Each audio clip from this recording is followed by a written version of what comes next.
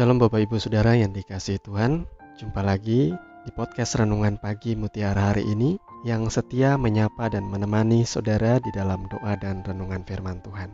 Di kesempatan pagi hari ini, renungan firman Tuhan akan mengangkat judul Tubuhmu adalah Bait Roh Kudus. Dan nas firman Tuhan terambil dari 1 Korintus pasal yang ke-6 ayat 19 sampai dengan ayat yang ke-20. Atau tidak tahukah kamu bahwa tubuhmu adalah bait Roh Kudus yang diam di dalam kamu, Roh Kudus yang kamu peroleh dari Allah, dan bahwa kamu bukan milik kamu sendiri, sebab kamu telah dibeli dan harganya telah lunas dibayar. Karena itu muliakanlah Allah dengan tubuhmu. Amin untuk firman Tuhan. Bapak Ibu Saudara yang dikasihi Tuhan, tahukah saudara betapa berharganya hidup kita di mata Tuhan, sehingga Ia menyerahkan nyawanya untuk menebus kita daripada maut dan menempatkan kita menjadi anak kesayangannya dan diberikan warisan yang luar biasa, yakni kerajaan sorga. Selama kita hidup di dunia ini, Tuhan pun tidak meninggalkan kita sendirian. Ia menghembuskan rohnya, diam di dalam kehidupan kita, tinggal di dalam tubuh kita, berjalan, melangkah bersama kita, merasakan apa yang kita rasakan, mengalami apa yang kita alami, baik itu tekanan, derita, sakit penyakit, bahkan sukacita. Tuhan turut merasakan apa yang saudara rasakan, dan Ia turut bekerja dalam apapun yang kau kerjakan. Inilah keindahan daripada menjadi orang-orang yang percaya kepada Tuhan.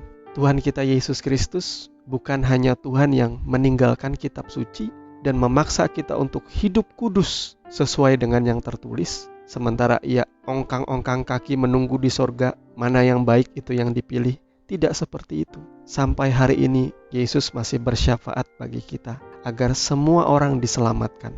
Demikian juga Ia memberikan saudara rohnya untuk menuntun dan memimpin saudara setiap hari. Karena tidak ada satupun di antara kita yang bisa mengerti dan memahami firman Tuhan.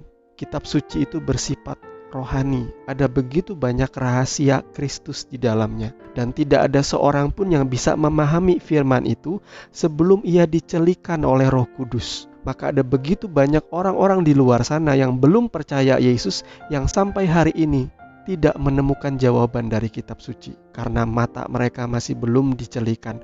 Ada selubung yang menutupi mata mereka. Saudara pun sama. Ketika saudara masih hidup di luar Yesus, saudara masih belum ditebus oleh kuasa darah Yesus, saudara masih belum menerima Kristus di dalam hidupmu, maka engkau akan buta dengan kebenaran yang ada di dalam kitab suci.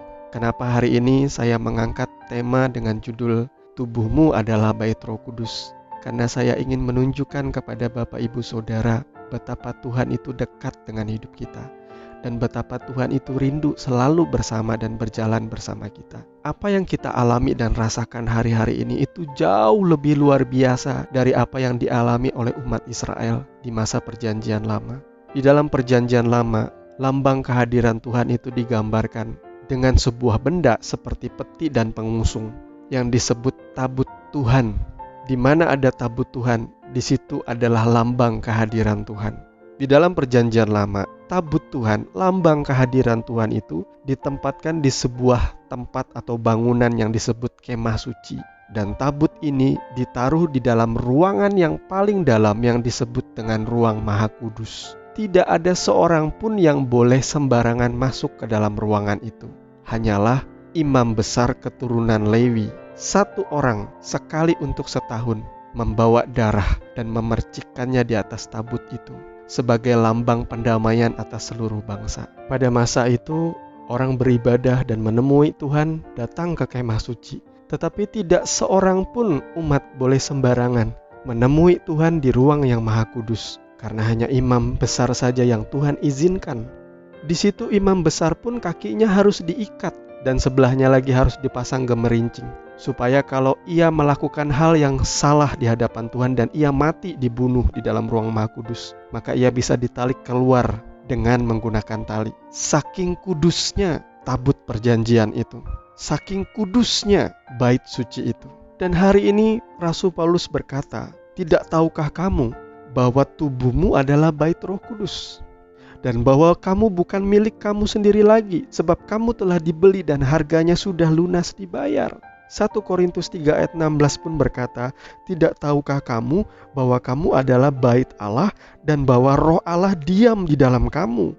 Jika ada orang yang membinasakan bait Allah, maka Allah akan membinasakan dia. Sebab bait Allah adalah kudus dan bait Allah itu ialah kamu." Saudaraku, bait Allah atau bait suci yang tadinya saya sebut sebagai tabernakel atau kemah suci Israel itu sudah berganti bukan lagi bangunan, melainkan tubuh saya dan saudara, di mana saudara begitu dekat dengan Tuhan. Saudara boleh menjumpai Dia setiap hari, dimanapun saudara berada, dimanapun saudara bekerja dan beraktivitas. Tuhan dekat dengan kehidupan saudara. Rasul Paulus mengingatkan, muliakanlah Tuhan dengan tubuhmu, dengan tindak tandukmu, dengan perbuatanmu, dengan hidupmu, dengan sikapmu. Karena kamu sudah ditebus dengan harga yang mahal. Dulunya saya berpikir konsep tubuh kita adalah bait Roh Kudus. Itu disampaikan hanya oleh Rasul Paulus. Tapi ternyata kemudian saya memahami bahwa Rasul Paulus meneruskan apa yang Yesus katakan di dalam Injil Yohanes, pasal yang kedua. Ayat 19 sampai ayat yang ke-22 berkata, "Jawab Yesus kepada mereka, 'Rombak bait Allah ini, dan dalam 3 hari aku akan mendirikannya kembali.' Lalu kata orang Yahudi kepadanya, 46 tahun orang mendirikan bait Allah ini, dan engkau dapat membangunnya dalam 3 hari? Tetapi yang dimaksudkannya dengan bait Allah ialah tubuhnya sendiri." Kemudian sesudah ia bangkit dari antara orang mati, barulah teringat oleh murid-muridnya bahwa hal itu telah dikatakannya, dan mereka pun percayalah akan kitab suci dan akan perkataan yang telah diucapkan Yesus. Jadi saudaraku, konsep mengenai tubuhmu adalah bait Roh Kudus atau tubuhmu adalah bait suci, semuanya itu berasal dari Tuhan kita Yesus Kristus ketika Ia mengatakan, "Rombak bait Allah ini, dan dalam 3 hari aku akan membangunnya kembali." Sebuah nubuatan yang di dalamnya Tuhan menyatakan bagaimana Ia akan mati, dan pada hari yang ketiga Ia akan bangkit. Dan dari situlah awal mula atau asal muasal bagaimana gereja itu bukan lagi secara hakiki sebuah bangunan atau bait yang indah, melainkan tubuh kita, tempat Roh Kudus berkenan bersemayam dan memimpin kehidupan kita setiap hari. Tuhan Yesus memberkati firman-Nya. Mari kita berdoa. Bapa Sorgawi, kami mengucap syukur di pagi hari ini atas hikmat dan pengertian yang Kau berikan Tuhan. Betapa berharganya hidup kami. Kau tidak hanya menebus kami, tetapi Engkau melimpahi kami dan mengembuskan kami dengan kuasa Roh Kudus-Mu Tuhan. Menuntun kami setiap hari di dalam setiap jalan kebenaran-Mu. Terpujilah nama-Mu Bapa. Kami mengucap syukur di dalam nama Yesus kami berdoa. Amin. Bapak Ibu Saudara yang dikasihi Tuhan, saya bersyukur atas semangat saudara untuk terus menggali kebenaran firman Tuhan dan bertekun di dalam pembacaan dan perenungan kitab suci. Sampai bertemu lagi di dalam renungan firman yang berikutnya. Kasih karunia menyertai saudara sekalian. Shalom.